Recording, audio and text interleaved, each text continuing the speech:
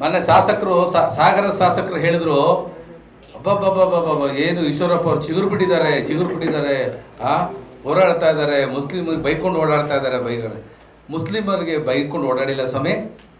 ಯಾರು ಗಣಪತಿನ ಕಾಲಿನಿಂದ ಒತ್ತರೋ ಅವರಿಗೆ ನಾವು ಶಿಕ್ಷೆ ಆಗಲಿ ಅಂತ ಹೋರಾಟ ಮಾಡಿದ್ದು, ಆ ಗಣಪತಿ ದೇವಸ್ಥಾನ ನಿರ್ಮಾಣವನ್ನು ಮಾಡಿದ್ದು ಇದೇ ಈಶ್ವರಪ್ಪ ಅವರ ನೇತೃತ್ವದಲ್ಲಿ.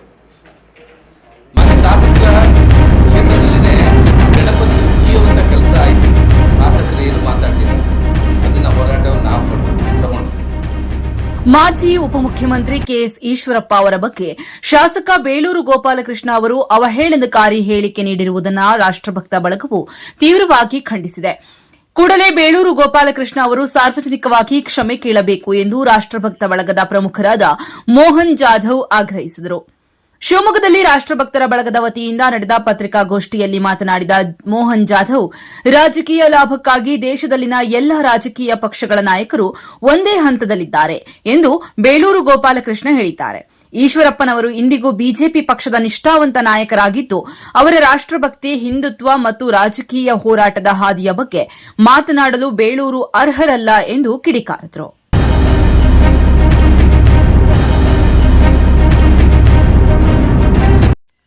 ಈಶ್ವರಪ್ಪನವರ ಜೀವನವೇ ರಾಜಕೀಯ ನೆಲೆಗಟ್ಟಿನಲ್ಲಿ ಬೆಳೆದು ಬಂದಿದೆ. ರಾಷ್ಟ್ರಪ್ರೇಮಿ ಮುಸ್ಲಿಮರನ್ನ ಅವರು ಎಂದಿಗೂ ವಿರೋಧಿಸುವುದಿಲ್ಲ. ಆದರೆ ಧರ್ಮ ವಿರೋಧಿಗಳು ಯಾರೇ ಆದರೂ ಅವರನ್ನ ವಿರೋಧಿಸದೆ ಬಿಡುವುದಿಲ್ಲ. ಬಹುಶಃ ಹಿಂದುತ್ವವಾದಿಗಳನ್ನ ಟಾರ್ಗೆಟ್ ಮಾಡಿ ಮಾತನಾಡಿದರೆ ಹಿಂದೂ ವಿರೋಧಿ ಕಾಂಗ್ರೆಸ್ ನೇತೃತ್ವದ ರಾಜ್ಯ ಸರ್ಕಾರದಲ್ಲಿ ಸಚಿವ ಸ್ಥಾನ ಸಿಗಬಹುದು ಎಂಬ ಕನಸಿನಿಂದ ಬೇಳೂರು ಅವರು ಈಶ್ವರಪ್ಪನವರ ಬಗ್ಗೆ ವೈಯಕ್ತಿಕ ನೆಲೆಯಲ್ಲಿ ಮಾತನಾಡಿರಬಹುದು ಎಂದು ಅವರು ಆರೋಪಿಸಿದರು. ಈಶ್ವರಪ್ಪನವರು ರಾಜ್ಯದಲ್ಲಿ ಹೆಮ್ಮರವಾಗಿದ್ದು, ಅವರ ಕೆಳಗೆ ಸಾವಿರಾರು ಕಾರ್ಯಕರ್ತರನ್ನ ಬೆಳೆಸಿದ್ದಾರೆ, ನಾಯಕರನ್ನಾಗಿ ಮಾಡಿದ್ದಾರೆ. ಸ್ಥಳೀಯ ಸಂಸ್ಥೆಗಳಲ್ಲಿ ಕಾರ್ಯಕರ್ತರಿಗೆ ಟಿಕೆಟ್ ನೀಡಿ ಗೆಲ್ಲಿಸಿದ್ದಾರೆ. ಜಿಲ್ಲಾ ಪಂಚಾಯತ್ ಸದಸ್ಯರನ್ನಾಗಿ ಮಾಡಿ, ಮೇಯರ್, ಉಪಮೇಯರ್, ನಿಗಮಗಳ ಅಧ್ಯಕ್ಷರನ್ನಾಗಿ ಮಾಡಿ ನಿಷ್ಠಾವಂತ ಕಾರ್ಯಕರ್ತರನ್ನ ನಾಯಕರನ್ನಾಗಿ ಮಾಡಿದ್ದಾರೆ. ಬೇಳೂರು ಯಾರನ್ನ ಬೆಳೆಸಿದ್ದಾರೆ, ಅವರ ಕೊಡುಗೆ ಏನು ಎಂದು ಪ್ರಶ್ನಿಸಿದರು. ಮೊನ್ನೆ ಸಾಗರ ಶಾಸಕರು ಹೇಳಿದ್ರು, ಅಬ್ಬಬ್ಬಬ್ಬಬ್ಬ ಏನು ಈಶ್ವರಪ್ಪ ಅವ್ರು ಚಿಗುರು ಬಿಟ್ಟಿದ್ದಾರೆ, ಹೋರಾಡ್ತಾ ಇದ್ದಾರೆ, ಮುಸ್ಲಿಮರಿಗೆ ಬೈಕೊಂಡು ಓಡಾಡ್ತಾ ಇದ್ದಾರೆ. ಮುಸ್ಲಿಮರಿಗೆ ಬೈಕೊಂಡು ಓಡಾಡಿಲ್ಲ ಸ್ವಾಮಿ. ಯಾರು ಗಣಪತಿನ ಕಾಲಿನಿಂದ ಒತ್ತರೋ ಅವರಿಗೆ ನಾವು ಶಿಕ್ಷೆ ಆಗಲಿ ಅಂತ ಹೋರಾಟ ಮಾಡಿದ್ದು, ಆ ಗಣಪತಿ ದೇವಸ್ಥಾನ ನಿರ್ಮಾಣವನ್ನು ಮಾಡಿದ್ದು ಇದೇ ಈಶ್ವರಪ್ಪ ಅವರ ನೇತೃತ್ವದಲ್ಲಿ. ಮೊನ್ನೆ ಶಾಸಕರ ಕ್ಷೇತ್ರದಲ್ಲಿನೇ ಗಣಪತಿಗೆ ಉಗಿಯುವಂಥ ಕೆಲಸ ಆಯಿತು. ಶಾಸಕರು ಏನು ಮಾತಾಡಲಿಲ್ಲ, ಅದನ್ನ ಹೋರಾಟವನ್ನು ನಾವು ತಗೊಂಡು. ಈಶ್ವರಪ್ಪ ನೇತೃತ್ವದಲ್ಲಿ ಇಲ್ಲಿ ಆಟದ ಮೈದಾನ ಅಂತ ಹೇಳಿದ್ರೆ ಏನು ಅವರು ವರ್ಷಕ್ಕೆ 2 ಸಲ ಉಪಯೋಗಿಸ್ಕೊಂತಿದ್ರು, ನಾವು ಹಾಗೆ ಬಿಟ್ಟಿದ್ರೆ ಬೇಲಿ ಹಾಕ್ಕೊಂಡು ಇವತ್ತು ಯಾವುದೋ ಒಂದು ವೆಹಿಕಲ್ ಕೂಡ ನಿಲ್ಲದಂಥ ಪರಿಸ್ಥಿತಿ ಇರ್ತಾ ಇತ್ತು. ಅದನ್ನು ಕೂಡ ಹೋರಾಟ ಮಾಡಿ ಸಾರ್ವಜನಿಕಕ್ಕೆ ಅರ್ಪಿಸಿದ್ದಾರೆ ಅಂತ ಮಹಾನ್ ವ್ಯಕ್ತಿ ಬಗ್ಗೆ ಇವರು ಈ ಥರ ಮಾಡಬಾರ್ದು. ಯಾಕಂದರೆ ಗೋವಿನ ಹಾಲು ಕುಡಿತಾ ಇದ್ದಾರೆ. ಯಾವ್ದು ಹಾಲು? ಗೋವಿನ ಹಾಲನ್ನು ಕುಡಿತಾರೆ ಇವರು. ಗೋಮಾಂಸ ತಿನ್ನುವವರ ಪರವಾಗಿದ್ದಾರೆ ಅಂತ ಹೇಳಿದಾಗ ನಮಗೆ ಸಾಕಷ್ಟು ನೋವಾಗುತ್ತೆ. ಈಶ್ವರಪ್ಪ ಅವರು ಚಿಗರಲ್ಲ ಸ್ವಾಮಿ, ಅವರು ಹೆಮ್ಮರವಾಗಿ ಬೆಳೆದಿದೆ. ಅದು ಇಡೀ ನಗರ ಅಲ್ಲ, ಜಿಲ್ಲೆ ಅಲ್ಲ, ರಾಜ್ಯದಲ್ಲೇ. ಆ ಮರದ ಕೆಳಗಡೆ ಅನೇಕರು ಶಾಸಕರಾಗಿದ್ದಾರೆ, ಅನೇಕರು ಜಿಲ್ಲಾಧ್ಯಕ್ಷರಾಗಿದ್ದಾರೆ, ಜಿಲ್ಲಾ ಪಂಚಾಯತ್ ಸದಸ್ಯರಾಗಿದ್ದಾರೆ, ನಗರದಲ್ಲಿ ನಗರಾಭಿವೃದ್ಧಿ ಪ್ರಾಧಿಕಾರದ ಅಧ್ಯಕ್ಷರುಗಳು ಆಗಿದ್ದಾರೆ, ಮಹಾನಗರ ಪಾಲಿಕೆ ಸದಸ್ಯರು ಆಗಿದ್ದಾರೆ, ಹಾಗೆ ಮೇಯರ್ ಕೂಡ ಇವರ ಕೃಪಾ ಕಟಾಕ್ಷದಿಂದನೇ ಆಗಿರ್ತಾರೆ.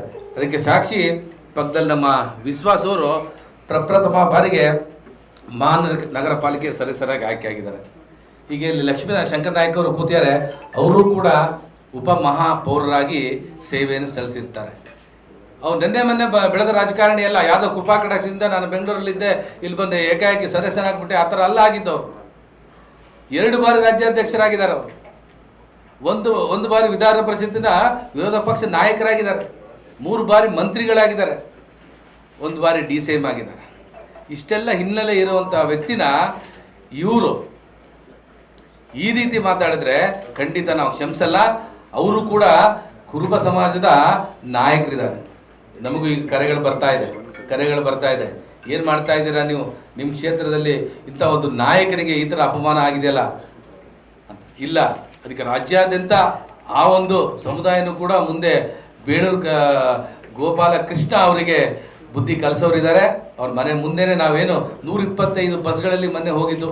ಏನು ಹೋರಾಟ? ಶರಾವತಿ ಪಂಪ್ ಸ್ಟೋರೇಜ್ ಹೋರಾಟ. ಅದನ್ನು ಯಾರು ವಿರೋಧಿಸಬೇಕಿತ್ತು? ಅಲ್ಲಿನ ಶಾಸಕರು ವಿರೋಧಿಸಬೇಕಿತ್ತು. ಸಾಗರದಿಂದ 65,000 ಅರ್ಜಿಗಳು ಹೋಗಿದೆ ಸ್ವಾಮಿ. ಏನಕ್ಕೆ ವಿರೋಧಿಸ್ಕೊಂಡು 65,000 ಅರ್ಜಿಗಳು ವಿರೋಧವನ್ನು ಉಂಟು ಮಾಡಿದ್ದಾವೆ. ಇವ್ರಿಗೇನಾದ್ರು ಹಠ ಅದು ನಾನು ಮಾಡಿಸ್ಬೇಕು ಅಂತ ಏನಾರ ಅದರಲ್ಲಿ ಏನಾರ ಇವ್ರಿಗೇನಾರ ಪಾಲು ಸಿಗುತ್ತಾ? 8,000 ಮರ ಬೆಳೆಸೋಕ್ಕಾಗುತ್ತಾ ಸ್ವಾಮಿ? ಪರಿಸರಕ್ಕಾಗುವ ಹಾನಿ ಎಷ್ಟು?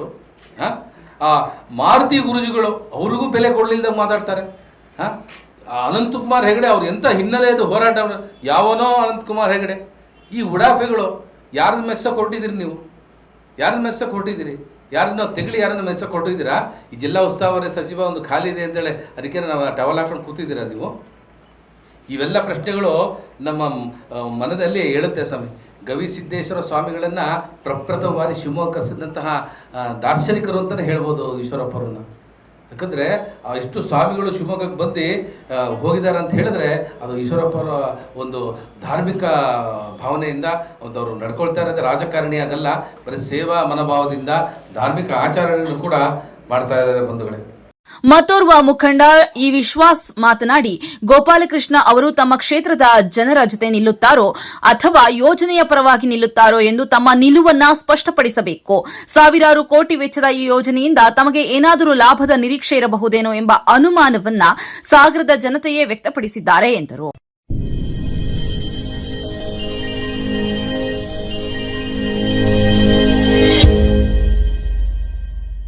ಹಲೋ, ಯಾರು? ನಾನು ಚುನಾವಣಾ ಅಧಿಕಾರಿ ಮಾತನಾಡ್ತಾ ಇದ್ದೇನೆ. ಮತದಾರರ SIR ಮಾಡಲಾಗ್ತಿದೆ. ಅದಕ್ಕಾಗಿ ನಿಮ್ಮ ಆಧಾರ್ ಕಾರ್ಡ್ ನಂಬರ್ ಮತ್ತು OTP ಬೇಕು. ಆಯ್ತು ಸರ್, ಕೊಡ್ತೀನಿ. ಹಾಗೆ ನಿಮ್ ವಾಟ್ಸ್ಆಪ್ ಚೆಕ್ ಮಾಡಿ. SIR ಫಾರಂ ಲಿಂಕ್ ಕಳಿಸಿದ್ದೀನಿ. ಇನ್ಸ್ಟಾಲ್ ಮಾಡಿದ ನಂತರ PAN card, bank passbook photo upload ಮಾಡಿ. ಅಮ್ಮ ತಡೀರಿ, ಇದು ಮೋಸ. ಫೋನ್ನಲ್ಲಿ OTP ಹೇಳ್ಬೇಡಿ. ಚುನಾವಣಾ ಅಧಿಕಾರಿ ಯಾವತ್ತೂ ಅಕೌಂಟ್ ನಂಬರ್ ಕೇಳೋಲ್ಲ, ಅಪ್ಲಿಕೇಶನ್ ಇನ್ಸ್ಟಾಲ್ ಮಾಡಲ್ಲ ಹೇಳೋಲ್ಲ. SIR ಹೆಸರಿನಲ್ಲಿ OTP ಕೇಳಿದ್ರೆ ಹೇಳ್ಬೇಡಿ. ಇದು ಸೈಬರ್ ವಂಚನೆ ಆಗಿರುತ್ತೆ. ಈ ರೀತಿ ಫೋನ್ ಬಂದ್ರೆ ಕೂಡಲೇ ಪೊಲೀಸ್ ಠಾಣೆ ಅಥವಾ ಸೈಬರ್ ಸಹಾಯವಾಣಿಗೆ ಕರೆ ಮಾಡಿ ದೂರು ನೀಡಿ. ಶಿವಮೊಗ್ಗ ನಗರದ ಸಾಗರ ರಸ್ತೆಯ ಗಾಡಿಕೊಪ್ಪದಲ್ಲಿರುವ ನಂಜಪ್ಪ ಲೈಫ್ ಕೇರ್ ನಲ್ಲಿ ಜೂನ್ 15, 2026ರಿಂದ ಜುಲೈ 18, 2026ರವರೆಗೆ ಬಿನೈನ್ ಪ್ರಾಸ್ಟಾಟಿಕ್ ಹೈಪರ್ಪ್ಲಾಸಿಯಾ ಉಚಿತ ತಪಾಸಣಾ ಶಿಬಿರವನ್ನು ಆಯೋಜಿಸಲಾಗಿದೆ. ಸೋಮವಾರದಿಂದ ಶನಿವಾರದವರೆಗೆ ಪ್ರತಿದಿನ ಬೆಳಗ್ಗೆ 10:30ರಿಂದ ಸಂಜೆ 3:30ರವರೆಗೆ ಈ ಶಿಬಿರ ನಡೆಯಲಿದೆ. 60 ವರ್ಷ ಮೇಲ್ಪಟ್ಟ ಹಿರಿಯರಲ್ಲಿ ಹೆಚ್ಚಾಗಿ ಕಂಡುಬರುವ ಪ್ರಾಸ್ಟೇಟ್ ಗ್ರಂಥಿ ಹಿಗ್ಗುವಿಕೆ ಸಮಸ್ಯೆಗೆ ಪ್ರಖ್ಯಾತ interventional radiologist doctor Nishita SH ಅವರು ಈ ಶಿಬಿರದಲ್ಲಿ ಉಚಿತ ಸಮಾಲೋಚನೆಯನ್ನು ನಡೆಸಲಿದ್ದಾರೆ. ಪದೇ ಪದೇ ಮೂತ್ರ ವಿಸರ್ಜನೆ, ಮೂತ್ರದ ವೇಳೆ ಉರಿ, ಮೂತ್ರದಲ್ಲಿ ರಕ್ತ ಹಾಗೂ ಕೆಳ ಹೊಟ್ಟೆ ನೋವಿನಂತಹ ಲಕ್ಷಣಗಳಿರುವವರು ಈ ಶಿಬಿರದ ಸದುಪಯೋಗವನ್ನು ಪಡೆದುಕೊಳ್ಳಬಹುದು. ಹೆಚ್ಚಿನ ಮಾಹಿತಿ ಹಾಗೂ ಅಪಾಯಿಂಟ್ಮೆಂಟ್ಗಾಗಿ ಸಂಪರ್ಕಿಸಿ Nanjappa life care, Gadikoppa, Shivamogga. Mobile ಸಂಖ್ಯೆ 8050616525.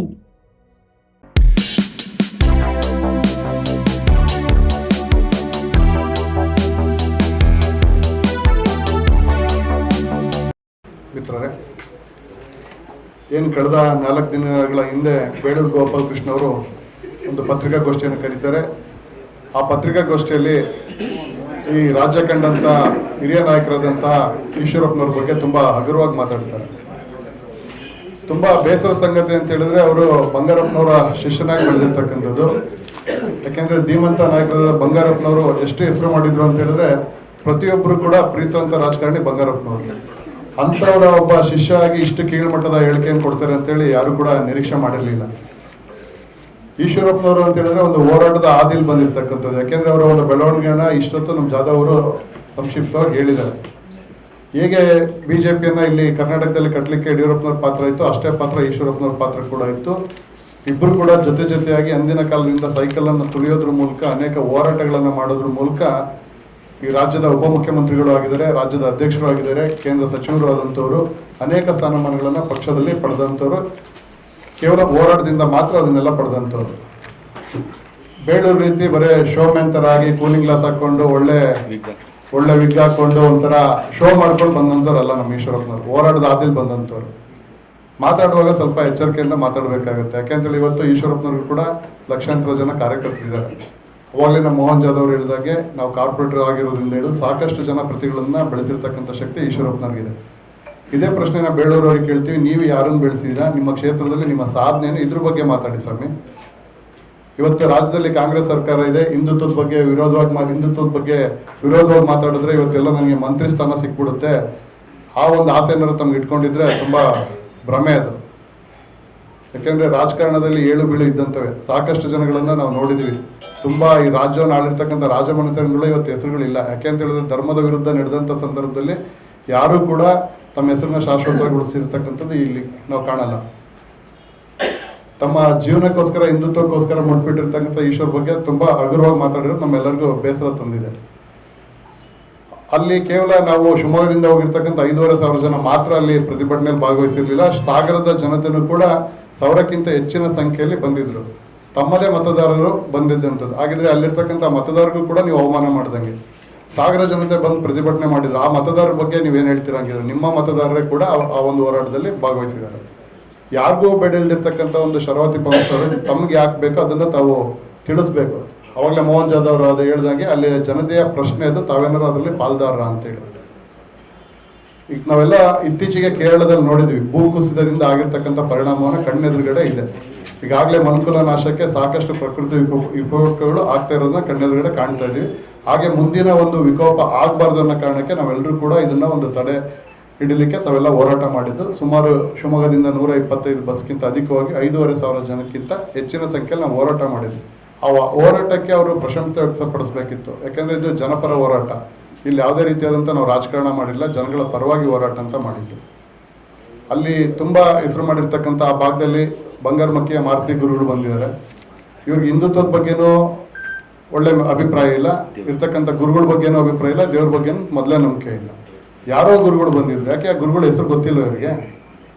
ಆ ಗುರುಗಳು ಹೇಳೋಷ್ಟು ಇವ್ರಿಗೆ ಸೌಜನ್ಯ ಇಲ್ವಾ? ಹೆಸರನ್ನು ಹೇಳೋಷ್ಟು ಸೌಜನ್ಯ ಇಲ್ವಾ? ಈ ರೀತಿ ಉಡಾಫೆಗಳನ್ನು ಮಾಡೋದನ್ನ ದಯವಿಟ್ಟು ಬಿಡಿ. ಯಾಕೆ ಅಂತ ಹೇಳಿದ್ರೆ ಖಂಡಿತ ನೀವು ಮಂತ್ರಿ ಆಗೋದಿರಲಿ, ಮುಂದಿನ ಒಂದು ಎಲೆಕ್ಷನಲ್ಲಿ MLA ಆಗೋದು ಕೂಡ ಕಷ್ಟ ಆಗುತ್ತೆ. ಯಾಕೆಂದರೆ ಕೇವಲ ನಿಮಗೆ ಮುಸಲ್ಮಾನರು ಮಾತ್ರ ಓಟ್ ಹಾಕಿಲ್ಲ, ಅಲ್ಲಿರ್ತಕ್ಕಂಥ ಹಿಂದೂಗಳು ಓಟ್ ಹಾಕಿರೋದ್ರಿಂದ ನೀವು ಒಬ್ಬರು MLA ಆಗಿದ್ದೀರಾ. ಅವ್ರು ಮಾತಾಡ್ತಾ ಹೇಳಿರೋದನ್ನೇ ನಾವು ಉಲ್ಲೇಖ ಮಾಡ್ತಿದ್ವಿ. ಮುಸಲ್ಮಾನರ ಬಗ್ಗೆ ಈಶ್ವರಪ್ಪನವ್ರು ಮಾತಾಡ್ತಾರೆ ಅಂತೇಳಿ. ಈಶ್ವರಪ್ಪನವ್ರು ಮಾತಾಡಿದ್ದಾರೆ ಮುಸಲ್ಮಾನರ ಬಗ್ಗೆ. ಯಾವ ಮುಸಲ್ಮಾನರ ಬಗ್ಗೆ? ರಾಷ್ಟ್ರದ್ರೋಹಿ ಮುಸಲ್ಮಾನರ ಬಗ್ಗೆ, ಧರ್ಮದ್ರೋಹಿ ಮುಸಲ್ಮಾನರಿಗೆ ಪ್ರತಿ ಒಂದು ಸಂದರ್ಭದಲ್ಲೂ ಅವ್ರು ಹೇಳ್ತಾರೆ, ನಾನು ರಾಷ್ಟ್ರದ್ರೋಹಿ ಮುಸಲ್ಮಾನರನ್ನು ವಿರೋಧಿಸ್ತೀನಿ, ಎಲ್ಲ ಮುಸಲ್ಮಾನರನ್ನು ಬಗ್ಗೆ ಅವರು ಮಾತಾಡೋ ನೈತಿಕತೆ ಇಲ್ಲ. ಯಾಕೆಂತ ಹೇಳಿದ್ರೆ ಅವರು ಈ 50 ವರ್ಷ ರಾಜಕಾರಣದಲ್ಲಿ ಒಂದೇ ಪಕ್ಷದಲ್ಲಿ ಬಂದಂಥವ್ರು.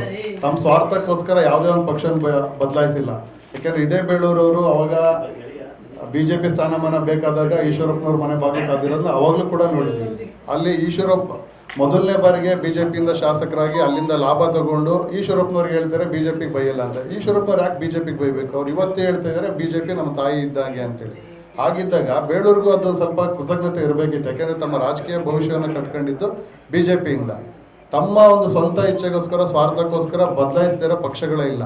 ಯಾವುದೇ ಒಂದು ಸೈದ್ಧಾಂತಿಕವಾಗಿ, ಸಿದ್ಧಾಂತವಾಗಿ ಯಾವುದೇ ಒಂದು ಪಕ್ಷನ ಒಪ್ಪಿಲ್ಲ. ತನ್ನ ಸ್ವಾರ್ಥಕ್ಕೋಸ್ಕರ ರಾಜ್ಯದಲ್ಲಿರ್ತಕ್ಕಂಥ ಎಲ್ಲ ಪಕ್ಷಗಳನ್ನು ಹೋಗಿ ಬಂದಿರ್ತಕ್ಕಂಥವ್ರು. ಈಗ ಮುಂದೆ ಕಾಂಗ್ರೆಸ್ಸಲ್ಲಿ ಸೀಟ್ ಕೊಡಲ್ಲ ಅಂದರೆ ಮತ್ತೆ BJP ಬಾಗಿಲು ತಟ್ಟಬಹುದು, ಮತ್ತೆ ಇಲ್ಲ JDS ಬಾಗಿಲು ತಟ್ಟಬಹುದು. ಎಲ್ಲಿ ನೆಕ್ಸ್ಟ್ ಪಕ್ಷದಲ್ಲಿ ಯಾವ ಸೀಟ್ ಅಂತ ಕೇಳ್ತಾರೆ ಅನ್ನೋದು ಕೂಡ ಅವ್ರಿಗೆ ಗೊತ್ತಿಲ್ಲ. ಈಗಿರುವಾಗ ಈಶ್ವರಪ್ಪನವ್ರ ಬಗ್ಗೆ ಮಾತಾಡೋಕ್ಕೆ ಯಾವುದೇ ರೀತಿಯಾದಂಥ ಒಂದು ನೈತಿಕತೆ ಅವ್ರಿಗಿಲ್ಲ.